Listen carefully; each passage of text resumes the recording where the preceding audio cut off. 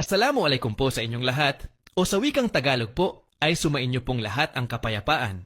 Ako nga po pala ang inyong lingkod, Yuritech at your service. May ni-refer po sa atin ditong client na may dalang Samsung A06 at ang issue ng unit ay walang power at ang history daw po ng phone ay nalaglag daw po sa tubig. Then, upon checking the motherboard using multimeter, ay napag-alaman po natin na may short to ground po sa power rails, masyadong mababa po ang diode value ng positive line ng battery terminal.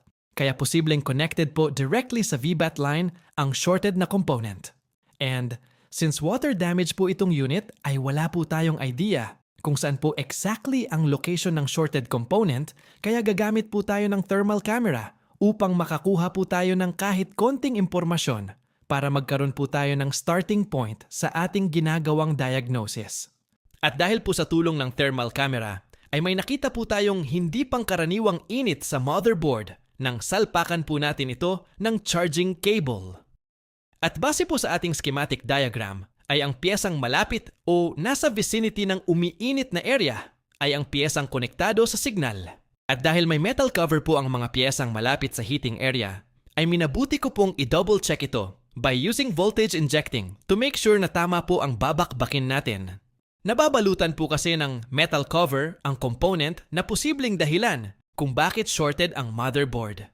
Kaya, upang makita at makumpirma po natin kung anong klaseng piyesa po ang may problema, ay kinakailangan po muna natin tanggalin ang metal cover in a way na mananatiling ligtas ang ating motherboard.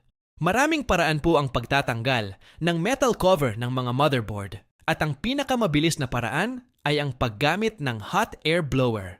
Ngunit ito ay lubhang mapanganib, kaya mas pinili ko po ang mabagal at matrabahong paraan kapalit sa mas malaking chance ng safety sa ating motherboard. Then, after po nating matanggal ang maliit na bahagi ng metal cover, ay agad na tumambad po sa atin ang mga piyesang puno ng corrosion. Gumamit po agad ako ng nano cleaning sponge with 99% alcohol upang tanggalin ang corrosion sa mga piyesa, at nang malinis na ang mga component, ay gagamit naman po tayo ng Rosin Flux upang malaman po natin ang specific component na may problema. Itong gamit ko pong Rosin Flux ay murang-mura lang po. Ilalagay ko na lang din po sa comment section ang link ng mga ginamit kong tool sa videong ito. Madali at mabilis lang po itong gamitin. Itusok lang ang tip ng soldering iron sa Rosin Flux at itapat ang tip ng soldering iron sa piyesang gusto mong lagyan ng usok ng Rosin Flux. At tulad po ng nakikita po natin sa ating mga screen, na tila ba napataka ng tubig ang isang component nang ako po'y mag-inject ng boltahe sa may battery terminal.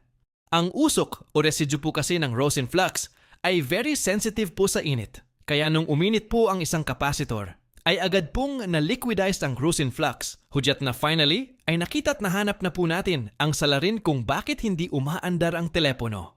And by the way, bago ko nga po pala makalimutan, ay i-shoutout ko lang po ang mga lodi natin na sina Sir Rofi Hasan ng Fahad CP Technician from Sultan Kudarat, Maguindanao, si Boss Christian Turino, si Idol Jonjin Technician Agbas ng Davao City, si Master Tropatech ng Mahplag Leyte, si Idol Jack Jacaria from Siraway, Zamboanga del Norte, si Sir Jerome Ras ng ABC Cell Shop from Bohol, at si Idol John Hong ng Technozone Repair Shop from Santa Cruz, Laguna.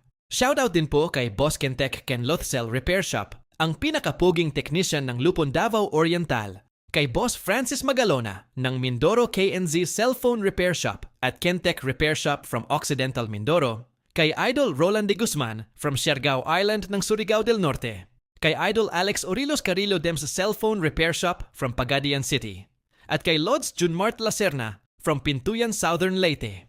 Big shoutout po sa inyong lahat mula po sa inyong lingkod, Yuritech at your service. The job is done, and see you again po in our next videos.